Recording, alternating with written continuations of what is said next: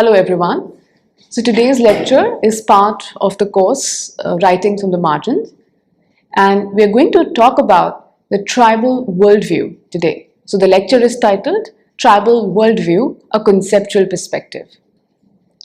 Now when we look at the term worldview, at a literal level, it involves an individual or a society's orientation to oneself and the surrounding reality. Right? That's simply put what worldview is. Now, when we talk about the important aspects, when we engage with the term or with the concept of worldview, two important aspects emerge. One is the idea of knowledge, and the second is point of view. Now, knowledge vis-a-vis worldview involves one's awareness about the objective facts and also experience-based understanding.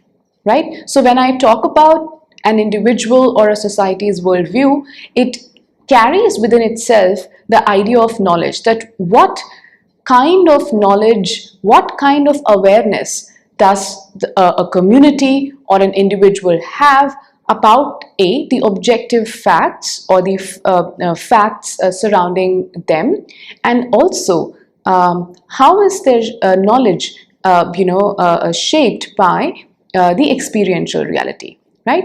So this is of course one aspect of worldview, and the second involves the idea of point of view. That the moment I talk about an individual or a society's worldview, we also factor in the idea of point of view, which is the position from where one perceives, right? So now, having looked at the idea of worldview as one's orientation towards self and reality, and also the fact that involves the idea of knowledge and point of view, the next thing that one engages with is that why do we think of the question of the tribal worldview, right? And why do we even need to consider this concept? So the two crucial aspects that we have talked about, which involve worldview, they actually help us appreciate the significance of this concept for our critical understanding of tribal experience. Now, the first aspect, as we just mentioned, is knowledge, and the second is point of view, right? So now, knowledge contributes to our understanding of marginality and history. So the aspect of knowledge, which is part of the worldview, actually contributes to our understanding of marginality and history. Now, to further elaborate upon this, now the extent of awareness or knowledge of an individual is crucial to understanding one's position in society. Now, often, the silencing of facts, of particular aspects of experience actually becomes a means of the lack of confidence, and then this becomes the reason for why a social group is pushed to the margins, right? So we notice that the aspect of knowledge then in that sense becomes important to understanding the worldview, right? So when we see that where there is a gap in knowledge, or there's a deliberate silencing of a certain aspect of experience, that contributes to a social group being pushed to the margins, right? So hence, when we talk of tribal history and culture, we talk about the gaps that need to be addressed. Once these gaps are filled, there begin to appear a shift from the marginal position towards the mainstream, right? So when we engage with the idea of knowledge vis-a-vis worldview, it actually helps us understand the idea of marginality vis-a-vis tribals, and also it kind of gives us an understanding of how when we engage with the question of knowledge, and when we address the gaps in knowledge, when we address the gaps in one's understanding of tribal history, how that helps in understanding why certain social groups occupy the margins, right? Now, the second aspect of the concept of worldview is, as we said, involves the point of view, right? And this actually highlights the revisionary potential hidden in the concept of worldview, okay? Now, the standpoint or the position from where a tribal views oneself and the world then becomes a source of self-definition, okay? So when we say that, when we engage with the question of tribal worldview, we are also engaging with the question of the point of view, right? So, which means what? That the standpoint from where a tribal engages with reality, the standpoint from where he or she views oneself and the world then becomes a source of self-definition, okay? And when the tribal views the world from the margins, the desire to revise the existing state of affairs becomes still more strong.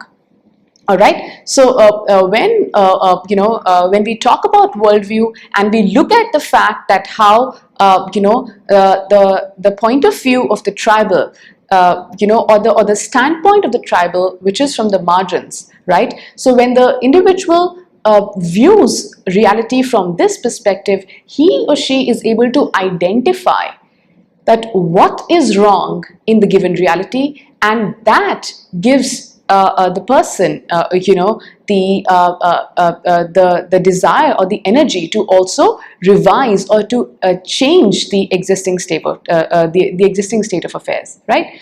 So therefore, we say that when we talk about the tribal standpoint or the tribal point of view, which is then particularly from the margins, we see that this view then clashes with that of the privileged social groups, okay? And in this clash then, we see a possibility of an alternate understanding about tribal life and experience emerge, okay? So now when we, as we, kind of look at both these aspects together, A, the aspect of knowledge, and B, the aspect of point of view, both of which are part of the concept of worldview, it comes to highlight then how engaging with the concept of worldview in the context of tribal experience then becomes a politically loaded enterprise. Now, why do we call it a politically loaded enterprise? Because it then becomes a means to identify knowledge gaps, right? So when we engage with the question of tribal worldview, what exactly is tribal worldview, or how is it represented in a particular text, etc. So in that engagement, we are essentially dealing with the question of knowledge and the question of point of view. And when we do that, we are actually engaging in a kind of a politically loaded enterprise, where and why is that? Because this then becomes a means for us to identify the knowledge gaps. Second, it also offers an alternate point of view, which is one which is different from the powerful mainstream. So the moment we focus our attention on the tribal worldview, we notice the emergence of an alternate standpoint or an alternate point of view, one which is different from the powerful mainstream. Then third, we also say that it also then, this kind of an engagement with the concept of the tribal worldview gives importance to marginal histories, okay? Because as in the last lecture also we discussed that the moment we engage with the tribal experience, we are engaging with the idea of marginality. And then when we when we enter a text of literature with this conceptual tool of worldview, where we try to examine what is the tribal worldview in that text, we are then engaging with what with the aspect of histories of the marginalized, right? That what are the what kind of knowledge does a tribal come with? What are the gaps in in the availability of knowledge about the tribal, and also at the same time, what is the perspective or what is the standpoint from where a tribal expresses himself or herself. So this kind of an engagement gives importance to the history of the marginalized, right? Then we also see that worldview is a crucial tool then to engage with the question of identity, right?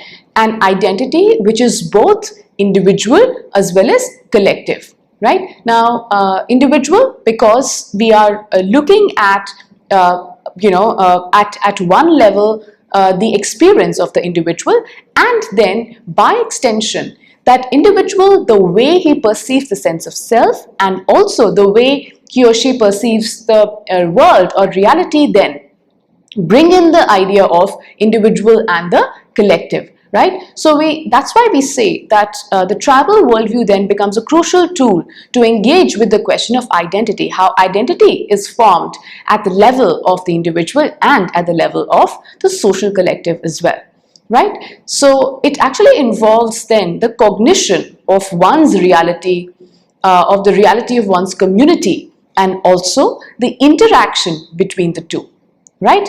So the next thing that then comes to mind after we have kind of discussed the idea of worldview and the concept of worldview and what are the important aspects, one might question that where do we access the tribal worldview, right? Literary narratives become a source for one to come closest to the tribal worldview. Now, the situations and the events in the text bring alive a lived history, right? Now, these texts written by the tribals, or the texts which capture the experience of the tribals, then become our source to be acquainted with the tribal worldview, right?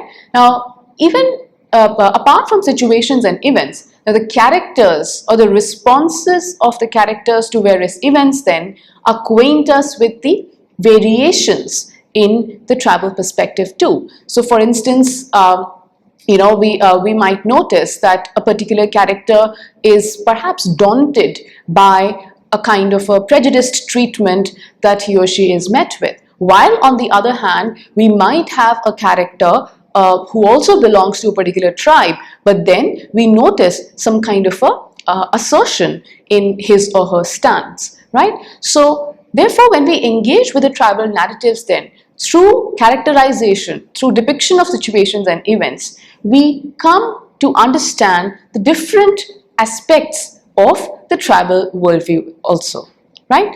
The other thing that we also notice in literary texts vis-a-vis worldview or the tribal worldview is that how details about the tribal culture, the values carried in those texts, then acquaint us with the lived reality of the tribals and also its dynamism, right? So it's not just how they perceive themselves and the world around, but even the values or the cultures that define this social group are carried in the texts written by the tribals, or the texts which engage with tribal experience. So these aspects then also help us to construct the uniqueness of tribal worldview, right? Now, we also notice that how in these narratives or in these texts, this aspect of engagement becomes educative, not just for the non-tribal, but also at times even for the tribals themselves. As it, now when I say educative, in what sense?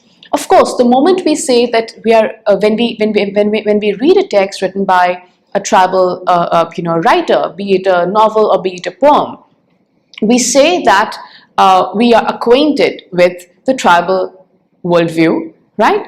So while this kind of a reading becomes a source, or it is a kind of an educative enterprise for a non-tribal, where the person understands their culture, the person understands the point of view of the tribal, where the reader also gets to know about the way a tribal perceives his reality and his selfhood.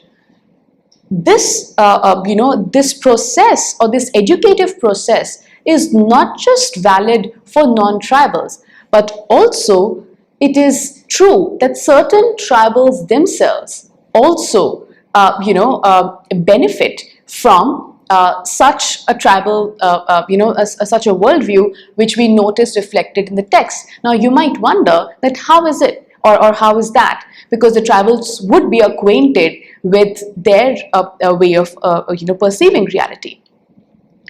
What we are pointing out here is that it reminds the other tribals of their potential to rework the existing order, right? So when maybe the say, let's for instance, when we look at those tribals who still are yet to kind of acquire education, etc., when they have access to such poems, when they listen to narratives constructed by the other tribals who have education, or who have had the advantage of education.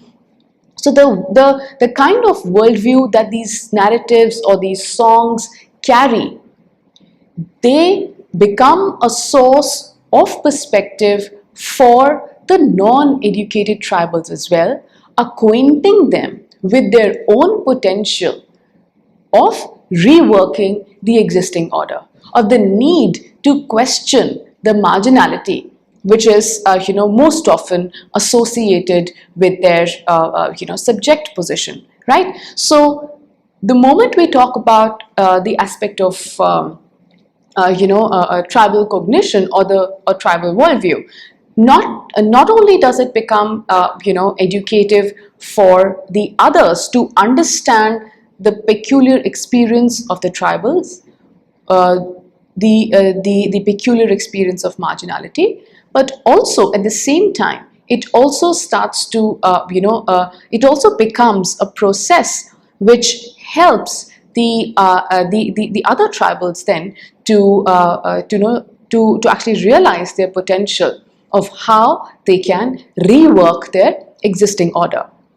Right. So now, when we go over once again, with this, go over the concept of the worldview. We started off by saying that how the concept of worldview involves two important aspects, that is the aspect of knowledge and the aspect of point of view. And the moment we engage with the tribal worldview, then we try to unpack this concept, we are actually engaging in a political exercise. Why? Because when we try to examine the worldview of the tribals in a particular text, we are trying to see how or what kind of knowledge does the tribal have of himself and of the reality around. And when we examine that knowledge, we see what are the gaps, what are the differences, right? What are the silences in that knowledge, okay? And then secondly, the aspect of the point of view. When we see that from what standpoint is the tribal viewing the world, that helps us understand what exactly comprises marginality. We see that those who are on the margins, how do they view their reality? And that then itself carries a potential of overturning the existing biases which are there, right? So it's not just educative, as we said, for the non-tribals. Once we engage with the question of the tribal worldview, it's not just educative for the non-tribal, but at the same time, it also becomes a means for the other tribals to realize their potential and kind of a rework. And we said that how do we access or where do we access tribal worldview? It is in literary narratives. Okay, so when we read a text written by a tribal or which captures the experience of the tribals, we are face to face with their worldview. And as we engage with the text at this level, we are then looking at that what kind of knowledge does a tribal have of their self and also of the world. Okay, and this, we said, then helps us appreciate the question of identity, right? That how is a tribal's identity then formulated in the way he or she views herself or himself vis-a-vis the world around. Okay, and then this understanding becomes a means for the tribal to also revise the existing state of affairs. Okay, so when the literary narratives then engage with this aspect or with this concept, they present an alternative to the other tribals too. They help them identify the potential in this kind of a reworking. So when they are able to see the gaps in knowledge, when they are able to see the silencing in that sense, then they are able to notice that how there is a potential to change or rework this existing order as well, right? And that's why we say that engaging with the question of worldview in tribal narratives then becomes a very enabling exercise, right? It not just helps us understand the tribal experience better, it not just helps us appreciate the histories that are behind the marginal subjectivities, but at the same time it also helps us note the potential of change that lies within marginality itself. Okay, so now our source of knowledge could be maybe a narrative or a text of fiction written by a tribal. It could be a text of maybe a poem, etc. Right? But whatever be the form of expression, the worldview still is available for us to understand the uniqueness of experience of the tribals.